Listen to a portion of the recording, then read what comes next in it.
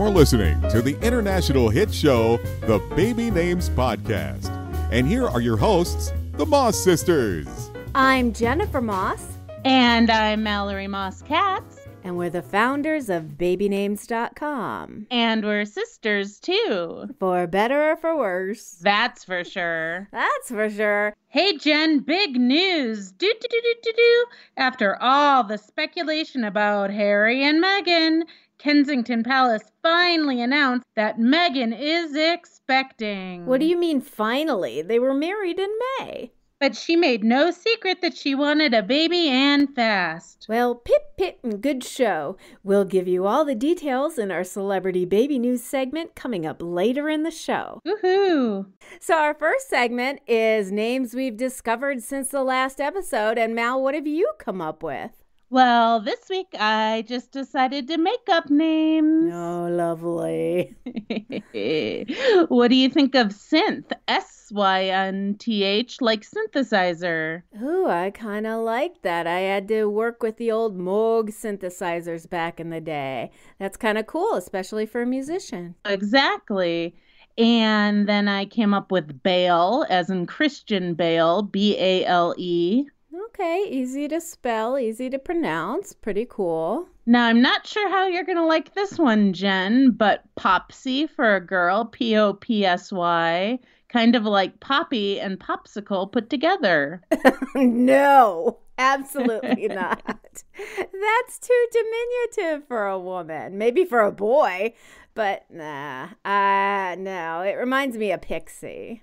Come on, Popsy McGee. No, you're a Popsy McGee. You know what I'd like? I'd like you to do the coffee shop test. Go into Starbucks and say your name is Popsy, okay? And then report back to me. That's your homework, all right? All right, I'm going to. Okay. All right. Video it, too, so our whole constituents can see this. I just might. All right.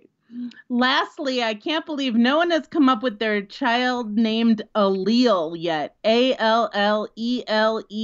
Like the DNA allele? Chromosome. I'm telling you, it's going to be a name of the future, especially with parents already making genetic preferences before their little Popsy is born. Designer children. Lovely. I don't hate allele. I think it's kind of pretty. It's kind of like a variation on Amelia or, Allie. So it could work. That's what I'm saying. Don't design your baby, though, please. Okay, so as for my names, I met a man named Teo, which is kind of cool. It's a great alternative name to Taylor or Tyler.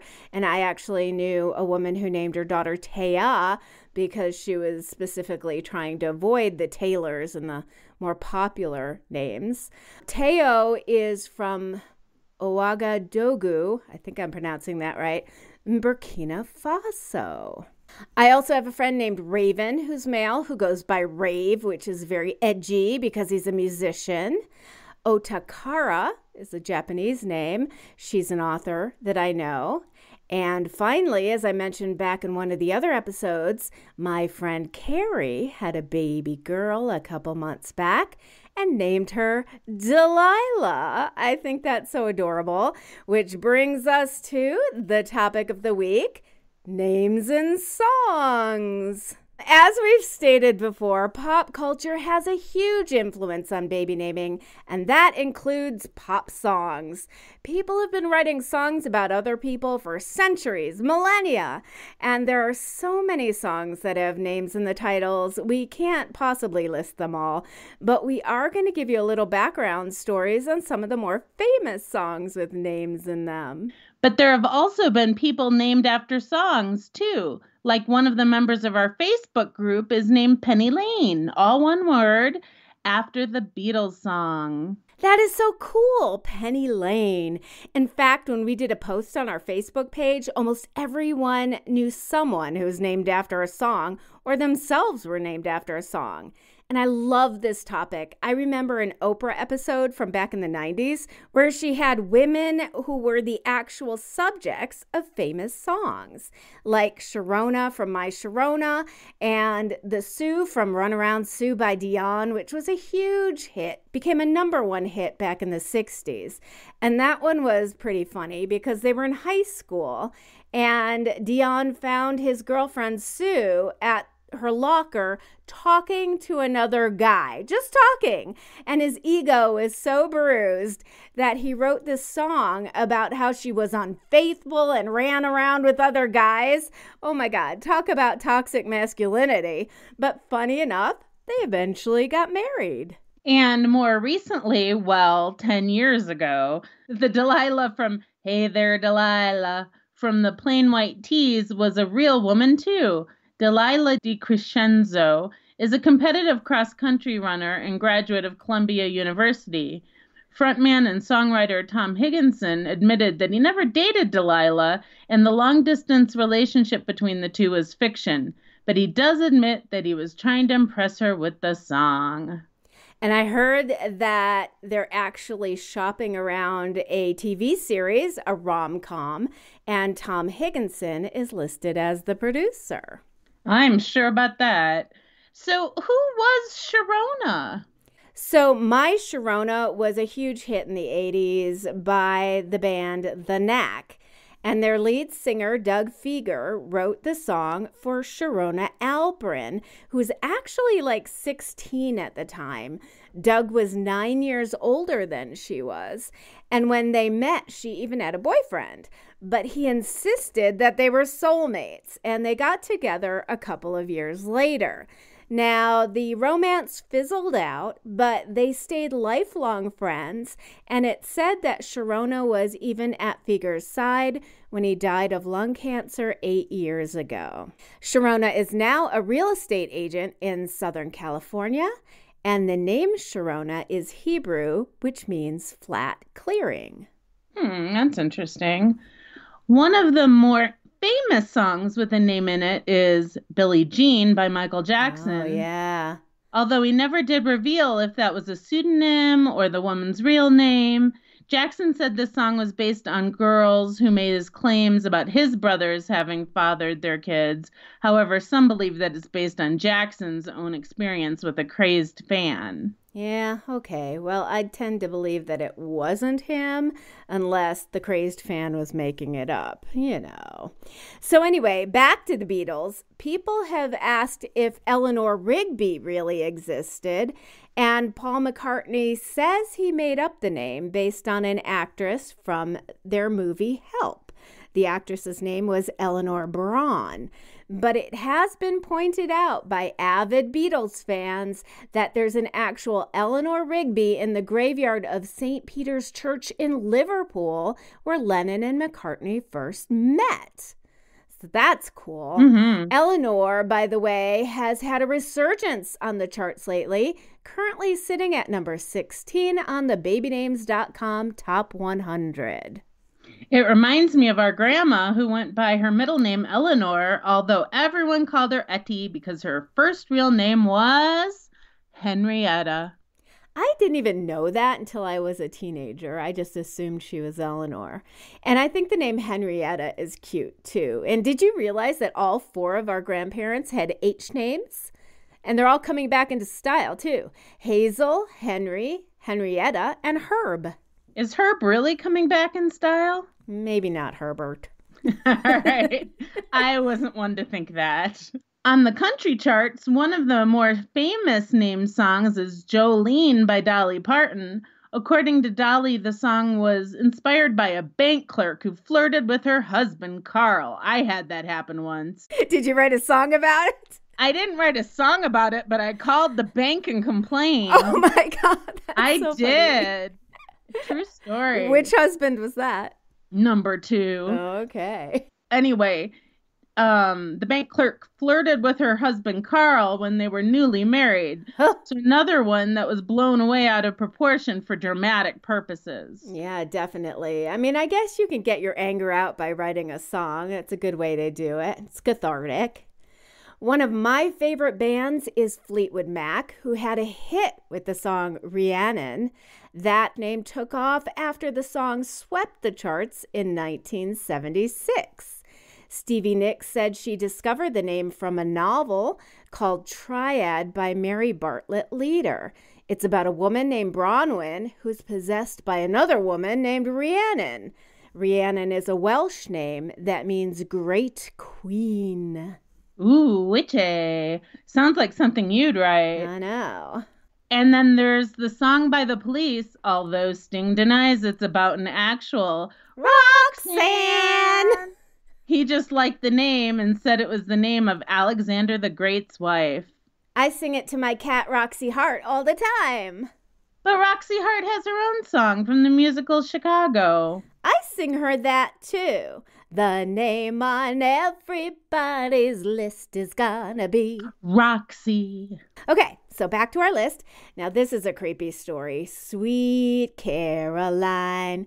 Ba, ba, ba. Yeah, we heard Dad sing that one a lot because Neil Diamond was his favorite. And Diamond apparently wrote Sweet Caroline about Caroline Kennedy, who was 11 at the time. Okay. Yeah, it's gross. I mean, some of the lyrics are hands touching hands, reaching out, touching me, touching you. Yeah, I don't know about that. Maybe he meant that platonically? Well, Diamond apparently sang it to Caroline Kennedy at her 50th birthday celebration in 2007, and that's when he said he wrote the song about her. But 7 years later, he said it was really about his wife, Marcia, but he needed a 3-syllable name. Sweet Marcia doesn't quite work. It's still kind of ew. Yeah. Eminem wrote a song, Haley, about his daughter. That's more appropriate that it's his daughter. Let's see. Dear John by Taylor Swift was about John Mayer. She wrote a lot about her boyfriends. I know. Tay-Tay tends to write all about her men.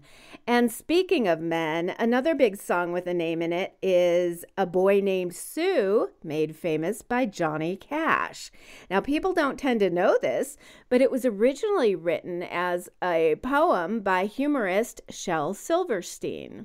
The children's book author, like of The Giving Tree and all that? Yeah, he was also a poet and writer of short stories. And the gist of A Boy Named Sue is this man vows to track down his absentee father because he named him Sue, a traditionally girl's name, and it was cruel, making him tough and mean. The father admits he did it on purpose to toughen him up because he, as the father figure, would not be around. It ends up with the man reconciling with his father but vowing never to name his own son Sue. There are so many crossover names now for males. It seems so dated. True. We'll do a future show about that, about gender and names. That'll be really cool. Now, another song I remember Dad singing all the time was Jennifer Juniper to me, but that song was way before my time. Now, I know that Annie Lennox released a song named Jennifer in the 80s, and it was really spooky about a Jennifer with red hair and green eyes, just like me. Well, at the time, I used to dye my hair red. Yeah, that was a beautiful song, actually. Yeah. I love that song. There was a very famous song with Jenny in the title, but most people just remember the phone number. Oh, yeah, 8675309. Yeah, the song Jenny 8675309 was by Tommy Two-Tone, and it hit the charts in 1982. People with that phone number to this day have to change it because they get so many crank calls, and I actually wanted it. Yeah, in fact, as a promotion, the Chicago radio station in 1982, WLS Radio, obtained the number from a Chicago woman, receiving 22,000 calls in 4 days. Oh, well, maybe I didn't want it. 22,000 calls. Oh, my gosh. In one interview, lead guitarist for Tommy Two-Tone, Jim Keller, said that friends of his wrote Jenny's name and number on a men's room wall at a bar. He called her on a dare and they dated for a while. But later it was revealed by co-writer Alex Call that he just made up the name and the number before he even knew what the song was about. He had the riff, and then his friend said, "Hey, it's about a number on a bathroom wall." And that was the beginning of the hit. You know what? I don't think there are any songs about Mallory. Well, hold on. I used MLDB, Music Lyrics Database, and searched for Mallory, and there were a couple songs with Mallory in the lyrics. Unfortunately, they mostly reference Mickey and Mallory from the movie Natural Born Killers. Ay. Wow, great. Hey, wait a second. I did a search, and there's a French song called Le Chant de Mallory, or Mallory's song. All right. I guess I'm happy now. Hooray! Now, I went to the current Billboard Top 100, and lo and behold, number 2 is Mona Lisa by Lil Wayne featuring Kendrick Lamar. At number 63 is Drew Barrymore by Bryce Vine, and number 66 is Jackie Chan by Tiesto and Zico. Ooh, okay, all real people. And Drake has a huge hit called In My Feelings where he talks about Kiki. Everyone is speculating who that Kiki might be. And then there are songs about names and naming, like Say My Name by Destiny's Child and That's Not My Name by the Ting Tings. Like you know who the Ting Tings are. No, that's my favorite song. It's on my workout album, actually. That's not my name. That's not my name. All right, whatever. And When I Call Your Name by Vince Gill, My Last Name by Dierks Bentley. Name by the Goo Goo Dolls, and My Name Is by Eminem, and Breathe Your Name by Sixpence None the Richer. Where did they go? I loved their songs. I Don't Even Know Your Name by Alan Jackson. Last Name by Carrie Underwood. That's a lot. But Jennifer, there's something that our listeners might not know about our website. What? And that is if you look up a name, you can view songs with that name in them. You can. And you can click to listen to the song on iTunes or buy it. And if we're missing one, let us know. We're always looking to add to the database. You bet. And now it's time for Celebrity Baby News. So as I said earlier, Harry and Meghan, the Duke and Duchess of Sussex, announced that they are expecting a baby. Kensington Palace actually announced it yesterday on Twitter as the royal couple began their tour of Australia, Fiji, New Zealand, and Tonga. And there had been so many pregnancy rumors, even from before their wedding. But the Twitter sphere went wild with speculation when Meghan wore a big swing coat to Princess Eugenie's wedding this past weekend. A navy Givenchy suit coat, I might add. Nice. The royal baby is due in the spring of 2019. I can't wait to start name storming for this new royal. And you know what? Princess Eugenie's royal wedding really didn't get a lot of coverage, but I saw the photos on the Kensington Palace Instagram, and they were beautiful. For a second, I was like, who is Princess Eugenie again? And then I remembered it was Fergie's daughter. Yep, Sarah Ferguson and Prince Andrew have 2 daughters, Eugenie and Beatrice, both very traditional English names. I just still think of them as kids, but Eugenie is actually 3 years older than my own daughter, Miranda. I can't believe how time flies. I know, and we at babynames.com wish Harry and Meghan our best and are available for name consulting at any time. Absolutely. Give us a call, Meg. We're here for you. You bet. Hey, we were just talking about the name Bodhi in the last episode about place names, so this is appropriate. Bodhi Miller and his wife Morgan welcomed a baby boy on Friday, October 5th. No name yet. This is their 3rd child together and Bodhi's 5th total. Their new arrival comes nearly 4 months after the tragic death of their 19-month-old daughter, Emmeline, who accidentally drowned in a neighbor's pool. Oh my God, that's so sad. I know. Their other children are 3-year-old Nash, and then Samuel, 5, and Neeson, 10, from his previous marriage.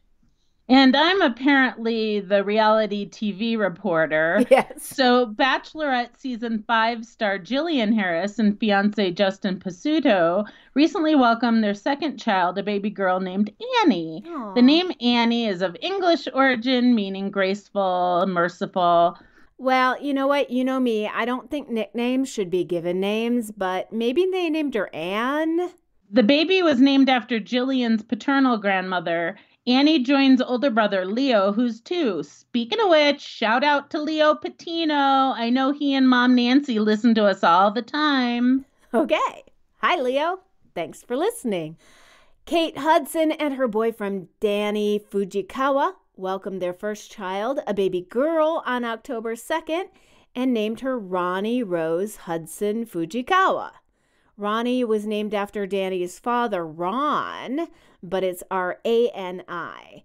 It's a Hebrew name meaning joyous song. And I don't know why they just didn't spell it with an O like your daughter. People are going to pronounce it Rani. Yeah, I think you're right. But it's cute. Rani Rose. Rani Rose, joyous song. That's one of the things that I loved about Rani, my daughter's name, was the meaning of it. Yeah. All right. Britain's Got Talent star Ashley Banjo announced that he and wife Francesca are expecting their third child together, and it will be a girl. Mm-hmm. The dancer announced on Instagram, "I have so many strong and incredible women around me. I know she will have great examples to follow." Oh, that's beautiful. Yeah. Banjo and his wife have been together for 13 years and married in 2015. Their 2 daughters are Elva, 2.5, and Dulcie, 5.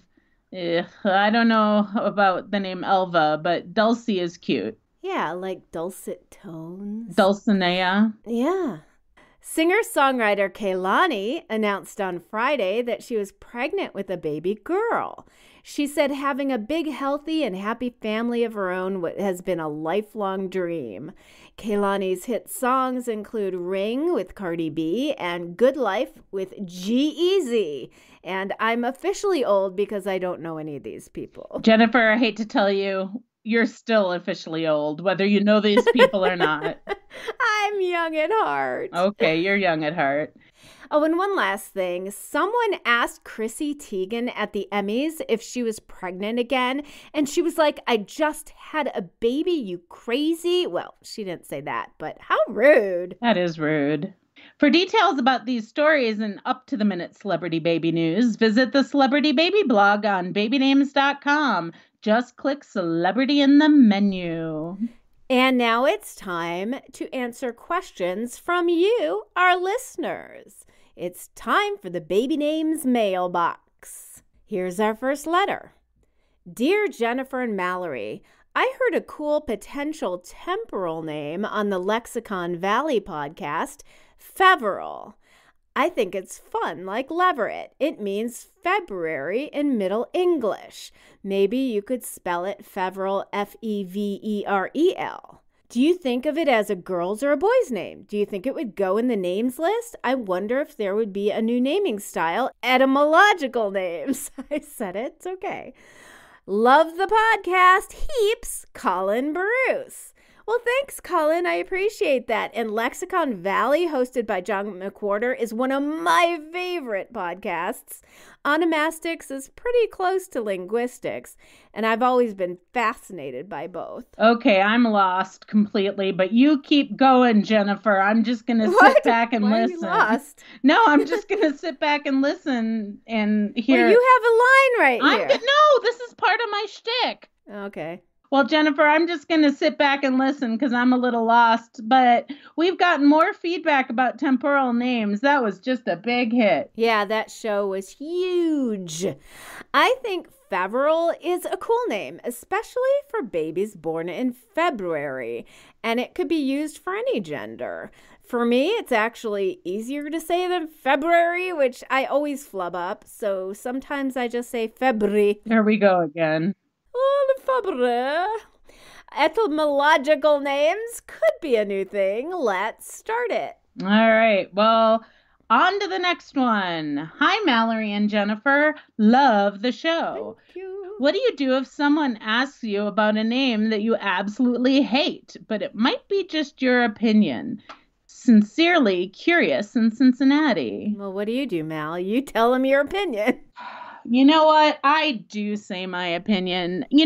Actually, it depends on if it's in person or behind the microphone.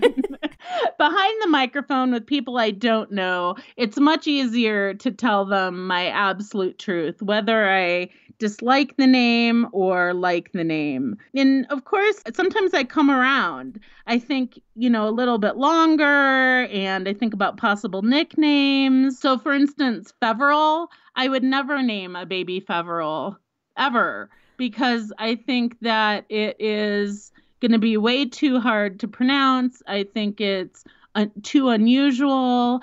And then on the other hand, when people tell me names they've chosen, like say at work, I'm a little softer. I don't go. I would hope not, especially if they're especially if they're a patient. No, I don't talk baby names with my patients. But I do listen and maybe give alternative ideas. And, they can tell from my warmth about the idea what I think about it. Yeah, I agree. People are actually scared to tell me in person because they know I've been running baby names for 22 years. So it's like they don't want to tell Jennifer because they don't want to hear my opinion. But I'm never mean in person. Now, when it comes to people asking our opinions, like in the Q&A segment, I will try to be honest, but I'll also try to differentiate whether it's like professional advice, which means, we're looking at it from the perspective of the child and how they're going to have to live with it and grow up with it, or if it's just my personal preference. And I try to separate that out and say, well, if you love it, use it, but I wouldn't use it for my kid. But that should make no difference to other people. Yeah, I think you're absolutely right. By the way, I'm going to be profiled as the co-founder of babynames.com on Fresno's ABC 30 News coming up in the next couple of weeks. Cool. That's awesome, Jen. By a reporter, Amanda, who's currently expecting. Oh, that's so cool. I think that's neat. That'll be fun. Is that something that you can record and put on the website? They're going to be filming it, and they'll put it on their website, and we'll definitely share it with all our listeners. Wonderful. And you know what? I just may try and get someone to videotape the Popsy experiment. Okay, that would be fun, Popsy Mopsy. Well, that's the show. Make sure you subscribe to the Baby Names podcast wherever you get your podcasts so you never miss an episode. There are some great ones coming up, so you don't want to miss them. And if you're enjoying the show, please take one moment to rate and review it.